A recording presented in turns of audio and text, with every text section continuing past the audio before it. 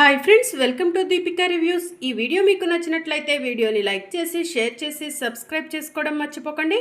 ఇక Vihari క్రిష్ని dining table దగ్గర కూర్చోబెట్టి భోజనం పెట్టబోతూ ఉండగా పద్మాక్షి, సహస్ర, అంబిక భోజనం చేయకుండా లేచి నుంచుంటారు. మీకేమైంది అని విహారీ అంటూ ఉంటాడు.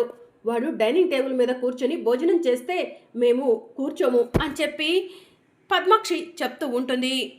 రే పండు, అయితే నాకు కూడా భోజనం ప్లేట్లో పెట్టు, నేను క్రిష్ కింద కూర్చొని తింటాము అని విహారీ చెప్తూ ఉంటాడు. విహారీ, ఏం మాట్లాడుతున్నావో నీకు అర్థమవుతుందా? నువ్వు కింద కూర్చొని తినటం ఏంట్రా అని చెప్పి పద్మాక్షి అంటూ ఉంటుంది. క్రిష్కి లేనిదేంటి, మనకి ఉందేంటి? అందరం తింటుంది అదే అన్నం కదా. ఎక్కడ కూర్చొని ఎవరు తింటే ఏమైంది? క్రిష్ డైనింగ్ టేబుల్ దగ్గర కూర్చొని తింటే మీ అందరికీ భోజనం లోపలికి వెళ్ళదా? సరేలే, మీరంతా డైనింగ్ టేబుల్ మీద ప్రశాంతంగా కూర్చొని భోజనం చేయండి, నేను క్రిష్ కింద కూర్చొని తింటా. రారా క్రిష్ అని విహారీ క్రిష్ని తీసుకొని వెళ్తూ ఉంటే, బ్యాట్మెన్ వద్దు, మీకు అలవాటు లేదు కింద కూర్చొని తినటం, డైనింగ్ టేబుల్ మీద కూర్చొని తినండి బ్యాట్మెన్ అని చెప్పి అంటూ ఉంటాడు. క్రిష్, అలవాటు చేసుకుంటే అన్నీ అలవాటు అయిపోతాయి, పర్వాలేదురా, రా వెళ్ళి కూర్చున్నాం అని విహారీ కింద కూర్చొని భోజనం తింటూ ఉంటాడు. చ, వీడు ఎప్పటికి మారుతాడో ఏంటో అని పద్మాక్షి కోపంగా ఇరిటేట్ అవుతూ అక్కడి నుంచి వెళ్ళిపోతుంది. పద్మాక్షి వెనకే సహస్ర, అంబిక కూడా వెళ్ళిపోతారు. నానా, నేను కూడా మీతో పాటు కిందే కూర్చుంటాను అని సిరి ప్లేట్ తీసుకొచ్చుకొని క్రిష్ పక్కన కూర్చొని భోజనం చేస్తూ ఉంటుంది.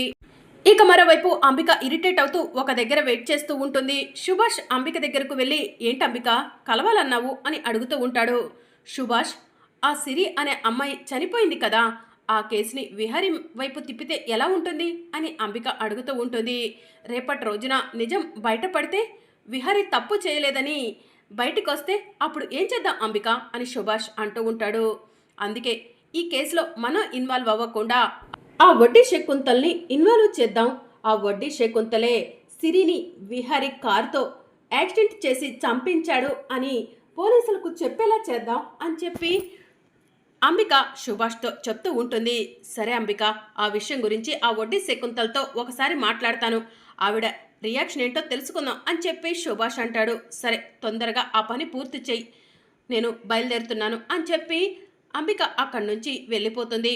సుభాష్ వెంటనే వడ్డీ శకుంతలకు ఫోన్ చేస్తాడు. వడ్డీ శకుంతల ఫోన్ లిఫ్ట్ చేసి, ఎవరు కావాలి మీకు అని అడుగుతూ ఉంటుంది. సిరి అనే అమ్మాయి చనిపోవడానికి మీరే కారణమని నాకు తెలుసు, కానీ మీ వైపు కేసు తిరగకుండా ఉండాలంటే నా దగ్గర ఒక ప్లాన్ ఉంది అని సుభాష్ చెప్తూ ఉంటాడు. ఎవరంటే ఇవన్నీ చెప్తున్నావేంటి అని చెప్పి అని వడ్డీ శకుంతల అంటూ ఉంటుంది. నేను ఎవరో నీకు కావాలా, కేసు నీ వైపు తిరగకుండా ఉండటం కావాలా అని సుభాష్ అంటూ ఉంటాడు. సరే, ఏం చేయాలో చెప్పండి అని వడ్డీ శకుంతల అడుగుతూ ఉంటుంది. విహారీయే ఆ సిరి వెళ్తున్న ఆటోని గుద్దాడు అని మీరు పోలీసులకు ఇన్ఫర్మేషన్ ఇవ్వాలి.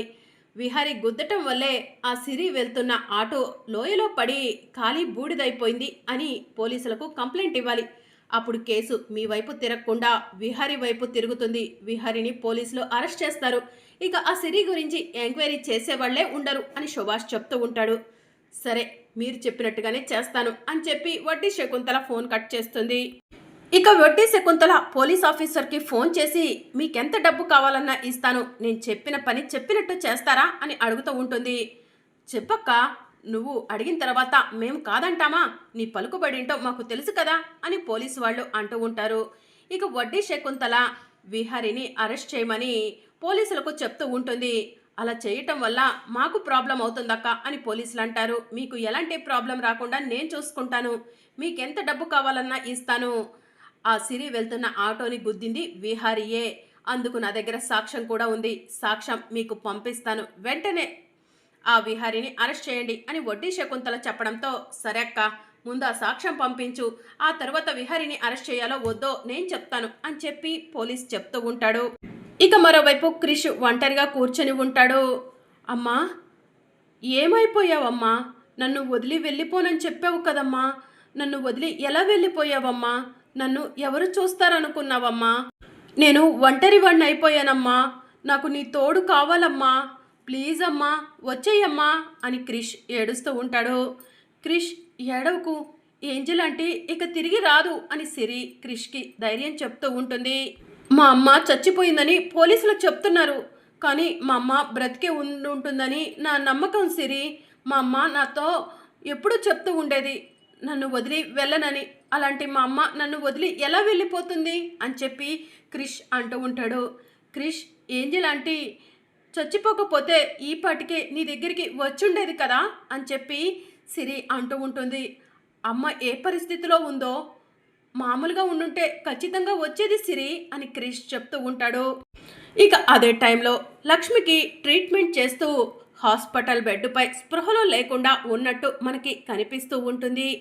ఇక డాక్టర్లు లక్ష్మికి ట్రీట్మెంట్ చేస్తూ ఈ పేషెంట్ని అడ్మిట్ చేసి ఇప్పటికే 2 డేస్ అవుతుంది, అయినా కూడా ఈ పేషెంట్ తాలూకా ఎవరూ కూడా రాలేదు. పేషెంట్ని అడ్మిట్ చేసిన వాళ్ళు ఎక్కడున్నారో మీకేమైనా తెలుసా అని చెప్పి డాక్టర్ నర్స్ని అడుగుతూ ఉంటుంది.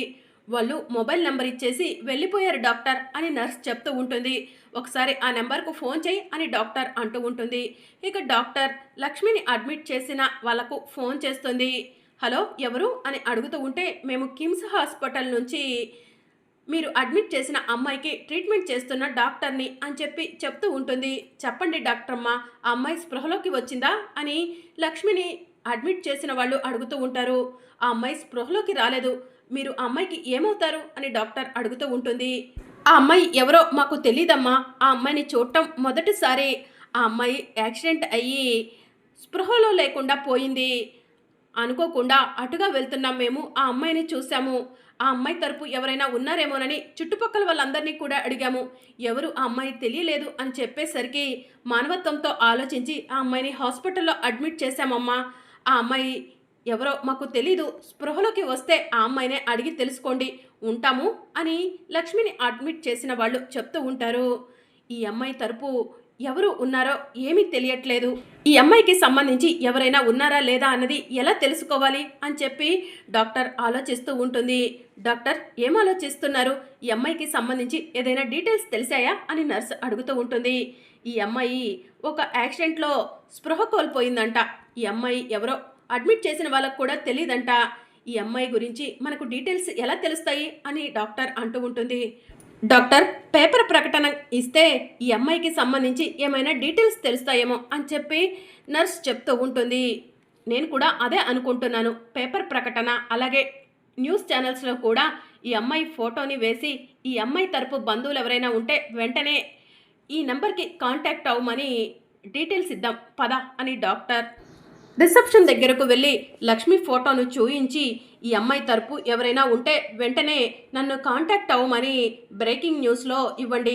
అంతేకాదు ఈ అమ్మాయి ఫోటోని పేపర్లో కూడా ఇవ్వండి. ఈ అమ్మాయి ఎవరు ఏంటన్నది ఎవరికీ తెలియట్లేదు. ఈ అమ్మాయి పరిస్థితి చాలా క్రిటికల్గా ఉంది. తను ఇంకా స్పృహలోకి రాలేదు. తను స్పృహలోకి వస్తేనే మనం ఏదైనా ట్రీట్మెంట్ చేయగలము అని డాక్టర్ చెప్తూ ఉంటుంది. సరే డాక్టర్, వెంటనే ఆ పనిలో ఉంటాము అని చెప్పి రిసెప్షనిస్ట్ చెప్తూ ఉంటుంది. ఇక మరోవైపు పోలీసులు విహారీ ఇంటికి వెళ్తారు. విహారీ గారు అని పిలుస్తూ ఉంటారు. విహారీ బయటికి వచ్చి ఏంటి ఇలా వచ్చారు అని చెప్పి అడుగుతూ ఉంటాడు. మిమ్మల్ని అరెస్ట్ చేయడానికి వచ్చాం విహారీ గారు అని పోలీసులు చెప్తూ ఉంటారు. నన్ను అరెస్ట్ చేయడానిక? నేనేం తప్పు చేశాను అని విహారీ అంటూ ఉంటాడు. అన్ని విషయాలు స్టేషన్లో చెప్తాం, మాతో రండి అని పోలీసులు విహారీని లాక్కొని వెళ్తూ ఉంటారు. ప్లీజ్ ఎస్ఐ గారు, నేను చెప్పేది వినండి, నా అల్లుడు విహారీని ఎందుకు అరెస్ట్ చేస్తున్నారు అని చెప్పి పద్మాక్షి అడుగుతూ ఉంటుంది. ఇతను ఒక అమ్మాయిని కావాలని యాక్సిడెంట్ చేసి చంపాడనటానికి మా దగ్గర సాక్ష్యం ఉంది. ఆ సాక్ష్యం ఆధారంగానే ఇతన్ని అరెస్ట్ చేస్తున్నాం. కానిస్టేబుల్స్, అరెస్ట్ హిమ్ అని చెప్పి చెప్తూ ఉంటారు. ఇక కానిస్టేబుల్స్ విహారీని అరెస్ట్ చేసి స్టేషన్కు తీసుకెళ్తూ ఉంటారు. నేను ఒక అమ్మాయిని యాక్సిడెంట్ చేసి చంపానా, ఎవరిని అని చెప్పి విహారీ అడుగుతూ ఉంటాడు. స్టేషన్కు వెళ్ళాక అన్ని వివరంగా చెప్తాను అని చెప్పి పోలీసు వాళ్ళు చెప్తూ ఉంటారు. ఇక విహారీని అరెస్ట్ చేసి స్టేషన్కు తీసుకెళ్తూ ఉంటే జేడీ, కేడీ, సంధ్య అదే స్టేషన్లో ఉండి విహారీ వైపు చూస్తూ ఉంటారు. విహారీ గారు, మీరేంటి, మిమ్మల్ని ఏంటి అరెస్ట్ చేశారు అని సంధ్య అంటూ ఉంటుంది. ఎవరో అమ్మాయిని నేను యాక్సిడెంట్ చేసి చంపేశానంట సంధ్య గారు, అందుకు నన్ను అరెస్ట్ చేస్తున్నారు అని చెప్పి విహారీ చెప్తూ ఉంటాడు. సార్, అసలు విహారీ గారు ఏ తప్పు చేశారని విహారీ గారిని అరెస్ట్ చేశారు అని చెప్పి జేడీ అడుగుతూ ఉంటుంది. ఏదైనా సాక్ష్యం ఉందా? సాక్ష్యం లేకుండా విహారీ గారిని ఎలా అరెస్ట్ చేస్తారు అని కేడీ అంటూ ఉంటాడు. సాక్ష్యం ఉంది, సాక్ష్యం లేకుండా నేనెలా అరెస్ట్ చేస్తాను, చూడండి అని చెప్పి ఫోన్లో ఉన్న వీడియోని జేడీ కేడీలకు ఎస్ఐ చూపిస్తూ ఉంటాడు. జేడీ కేడీలు వీడియో చూస్తూ ఉంటే, సార్ నేను సిరి అనే అమ్మాయిని చంపడం ఏంటి? అనుకోకుండా వెనక నుంచి వచ్చిన కారు నా కార్ని డాష్ ఇచ్చింది. నా కారు వెళ్ళి ఎదురుగా ఉన్న ఆటోని డాష్ ఇచ్చింది. దాంతో ఆ ఆటో లోయలో పడిపోయింది. అంతేకాని ఆ అమ్మాయిని నేను చంపలేదు అని చెప్పి విహారి చెప్తూ ఉంటాడు. తప్పు చేసి దొరికిపోయిన ప్రతి ఒక్కరూ ఇలాంటి కాకమ్మ కబుర్లే చెప్తారు. నోరు మూసుకొని సైలెంట్గా ఉండు, కానిస్టేబుల్స్ సెల్లో వేయండి అని చెప్పి ఎస్ఐ చెప్తూ ఉంటాడు. ఇక విహారిని తీసుకెళ్లి సెల్లో వేస్తారు. జడి ఇప్పుడు ఏం చేద్దాం? విహారి గారు నిర్దోషి, విహారి గారిని ఎలా బయటికి తీసుకురావాలి అని చెప్పి సంధ్య అడుగుతూ ఉంటుంది. సిరి అనే అమ్మాయి ఈ లోకంలో లేకుండా పోవడానికి కారణం ఎవరైనా సరే వదిలిపెట్టేదే లేదు. ఈ కేసుని పర్సనల్గా తీసుకుంటాను, ఇన్వెస్టిగేషన్ చేస్తాను, విహారి గారిని నిర్దోషిగా బయటికి తీసుకొస్తాను అని జేడి చెప్తూ ఉంటుంది. మరోవైపు న్యూస్ ఛానల్లో లక్ష్మి ఫోటోని చూపిస్తూ ఉంటారు. ఈ అమ్మాయి స్పృహలో లేకుండా యాక్సిడెంట్లో మా హాస్పిటల్లో అడ్మిట్ అయింది. ఈ అమ్మాయి తరపు ఎవరైనా ఉంటే ఈ నెంబర్కు కాంటాక్ట్ అవ్వగలరు అని బ్రేకింగ్ న్యూస్లో చూపిస్తూ ఉంటారు. సెల్లో ఉన్న విహారీ బ్రేకింగ్ న్యూస్లో లక్ష్మి ఫోటోని చూస్తాడు. లక్ష్మి లక్ష్మి అని గట్టిగా అరుస్తూ ఉంటాడు. దాంతో పోలీస్ వాళ్ళు పిచ్చి పట్టిందా ఏంటి అలా అరుస్తున్నావు అని అడుగుతూ ఉంటాడు. ప్లీజ్ నన్ను సెల్లో నుంచి బయటికి తీసుకెళ్ళండి, నేను అర్జెంటుగా హాస్పిటల్కు వెళ్ళాలి అని విహారీ చెప్తూ ఉంటాడు. ఏంటి బాబు, నిన్ను సెల్లో నుంచి బయటకు తీసుకెళ్తే నువ్వు హాస్పిటల్కు వెళ్తావా? ఎందుకు అని ఎస్ఐ అంటూ ఉంటాడు. కనకం హాస్పిటల్లో ఉంది, కనకాన్ని వెంటనే చూడాలి అని విహారీ చెప్తూ ఉంటాడు. స్టాప్ ఇట్, నాన్ సెన్స్గా మాట్లాడుకో, నువ్వు అరెస్ట్ అయ్యావన్న విషయం మర్చిపోతున్నావు అని ఎస్ఐ విహారీకి వార్నింగ్ ఇస్తాడు. సంధ్య గారు, జేడి, కేడి త్వరగా ఇలా రండి అని విహారీ గట్టిగా పిలుస్తూ ఉంటాడు. విహారీ గారు పిలుస్తున్నట్టున్నారు, వెళ్దాం పదండి అని చెప్పి సంధ్య అంటుంది. సంధ్య, జేడి, కేడి ముగ్గురు కలిసి స్టేషన్లోకి వెళ్తారు. ఏమైంది విహారీ గారు, ఎందుకు అరుస్తున్నారు అని చెప్పి సంధ్య అడుగుతూ ఉంటుంది. కనకం హాస్పిటల్లో ఉన్నట్టు టీవీలో బ్రేకింగ్ న్యూస్లో చూపించారు సంధ్య గారు, వెంటనే కనకాన్ని సేవ్ చేయండి అని చెప్పి విహారీ చెప్తూ ఉంటాడు. డోంట్ వరీ విహారీ గారు, నేను చూసుకుంటాను అని సంధ్య చెప్తూ ఉంటుంది. మరి అప్కమింగ్ ఎపిసోడ్లో ఏం జరగనుందో తెలుసుకోవాలనుకుంటున్నారా? అయితే ఛానల్ను సబ్స్క్రైబ్ చేసుకోండి.